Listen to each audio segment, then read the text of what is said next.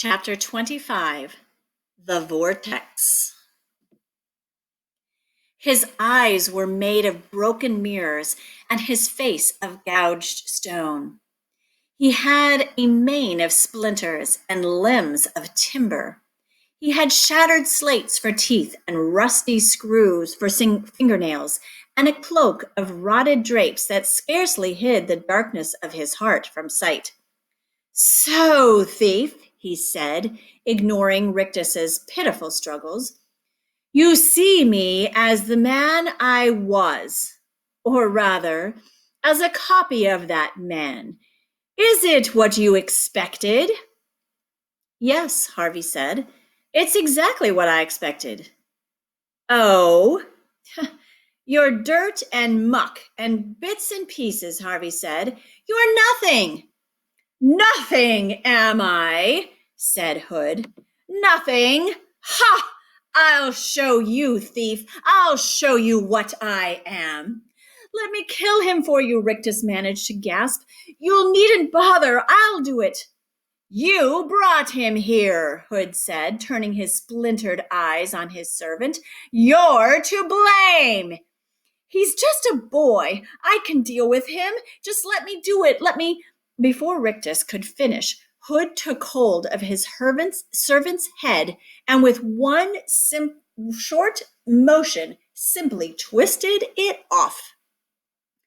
A yellowish cloud of foul-smelling air rose from the severed neck, and Rictus, the last of Hood's abominable quartet, perished on the instant.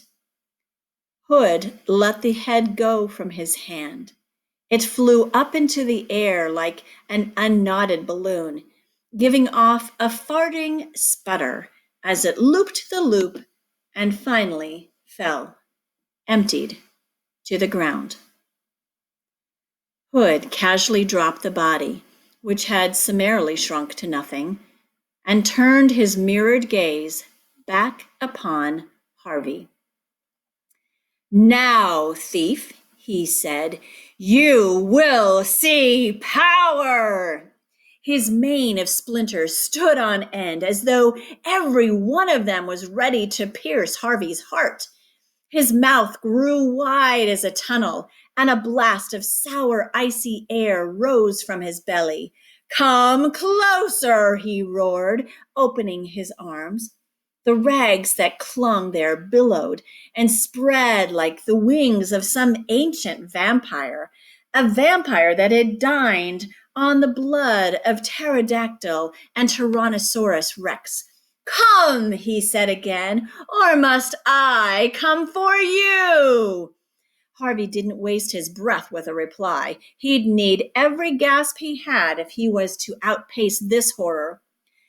Not even certain what direction he was taking, he turned on his heels and ran as another blast of soul-freezing air struck him. The ground was treacherous, slippery, and strewn with rubble. He fell within 6 strides and glanced back to see Hood descending upon him with a vengeful shriek. He hauled himself to his feet, Hood's rusted nails missing him by a whistling inch, and had taken 3 stumbling strides from Hood's shadow when he heard Lulu calling his name. He veered in the direction of her voice, but Hood caught the collar of his jacket. "Got you, little thief!" he roared, dragging Harvey back into his splintery embrace. Before Hood could take better hold, however, Harvey threw back his arms and pitched himself forward. Off came the jacket, and he made a third dash for freedom, his eyes fixed on Lulu, who was beckoning him towards her. She was standing on the edge of the lake, he realized, perched from the spinning waters. Surely she didn't imagine they could escape into the lake. The vortex would tear them limb from limb. We can't," he yelled to Lulu. "We must," she called back. "It's the only way." He was within 3 strides of her now. He could see her bare feet slithering and sliding on the slimy rock as she fought to keep her balance. He reached out for her, determined to snatch her from her perch before she fell, but her eyes weren't on him. They were on the monster at his back. "Lulu," he yelled, "don't look!" But her gaze was fixed upon Hood, her mouth agape, and Harvey couldn't help but glance back to see what fascinated her so. Hood's pursuit had thrown his coat of rags into disarray, and there was something between its folds, he saw, darker than any night sky or lightless cellar. What was it? The essence of his magic, perhaps, guarding his loveless heart? "Do you give up?" Harvey said, driving Harvey back onto the rocks beside Lulu. "Surely you would not choose the Vortex over me." "Go," Harvey murmured to Lulu, his gaze still fixed on the mystery beneath Hood's coat. He felt her hand grasp his for a moment. "It's the only way," she said. Then her fingers were gone, and he was standing on the rocks, alone. "If you choose the flood, you will die horribly," Hood was saying. "It will spin you apart, whereas he extended an inviting hand to Harvey, stepping up onto the rock as he did so. "I offer you an easy death, rocked to sleep on a bed of illusions." He made a smile, and it was the foulest sight Harvey had ever seen. "Choose," he said. Out of the corner of his eye, Harvey glimpsed Lulu. She had not fled, as he thought. She'd simply gone to find a weapon. And she had one, a piece of timber dragged out of the rubble. It would be precious little use against Hood's enormity, Harvey knew, but he was glad not to be alone in these last moments. He looked up at Hood's face. "Maybe I should sleep," he said. The Vampire King smiled. "Wise little thief," he replied, opening his arms to invite the boy into his shadow. Harvey took a step over the rock towards Hood, raising his hand as he did so. His face was reflected in the shattered mirrors of the vampire's eyes. Two thieves in one head. "Sleep," said Hood. But Harvey had no intention of sleeping yet. Before Hood could stop him, he grabbed hold of the creature's coat and pulled.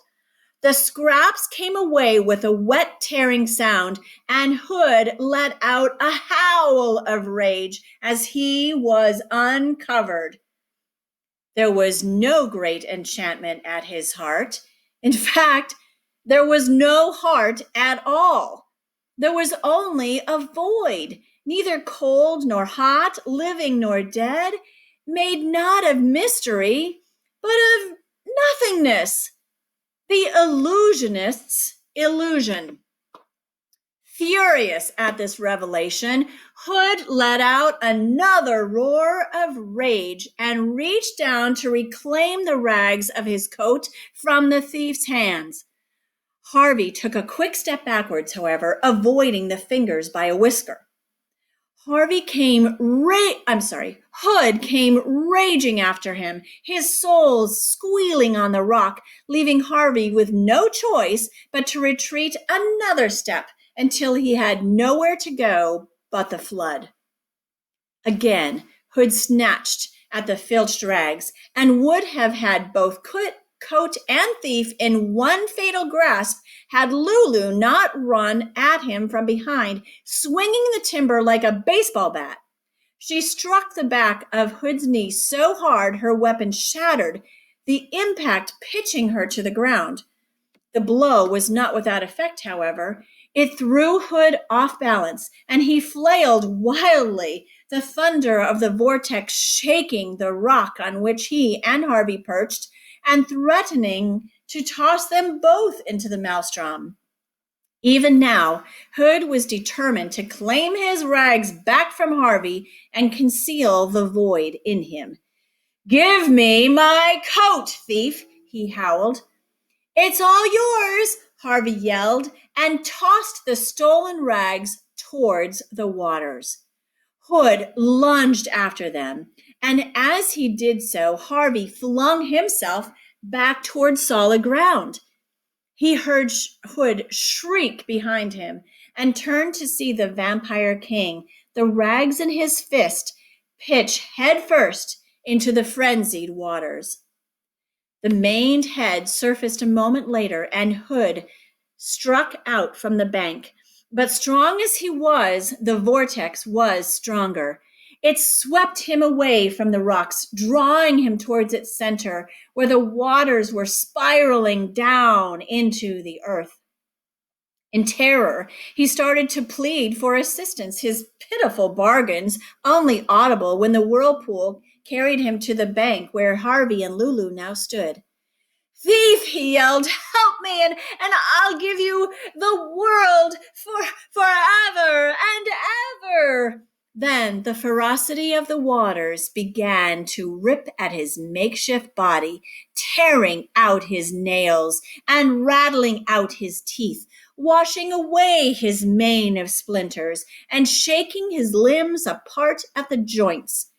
Reduced to a living litter of flotsam and jetsam, he was drawn into the white waters at the whirlpool's heart, and shrieking with rage, went where all evil must go at last, into nothingness. On the shore, Harvey put his arms around Lulu, laughing and sobbing at the same time. "We did it," he said. "Did what?" said a voice behind them, and they looked round to see Wendell wandering towards them, blithe as ever. Every article of clothing he'd found in the rubble was either too large or too small. "What's been going on?" he wanted to know. "What are you laughing at? What are you crying for?" He looked beyond Harvey and Lulu in time to see the last fragments of Hood's body disappear with a fading howl. "And what was that?" he demanded. Harvey wiped the tears from his cheeks and got to his feet. At last, he had a purpose for Wendell's perpetual response. "Who cares?" he said.